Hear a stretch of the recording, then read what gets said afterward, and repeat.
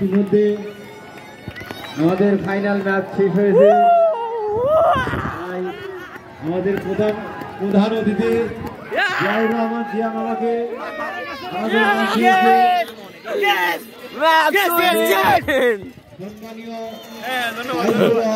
বিধান করার জন্য অনুরোধ করছি।